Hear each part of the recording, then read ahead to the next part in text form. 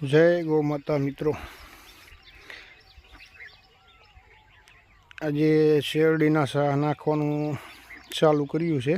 बळदथी शाह नखाय छे। जो आप जोई शको छो केवा सीधा मस्तीना छे। बळदथी ट्रेक्टरथी सीधा थाय एवुं न होय। सारा बळद ने सारा खेडूत होय तो बळदथी पण सीधा थाय। ट्रेक्टरथी शक्य छे एवुं नथी। बळदथी कोई वस्तु अशक्य नथी। जेटलो खेती में बळदनो यूज थाय एटला ज खेडूतो सधर बनशे। वेरेंटेज खर्चो घटशे अथवा जमीन उपर जे कड़क बने छे टोराण थाय छे ए ओछुं थाय बळद हालवाथी।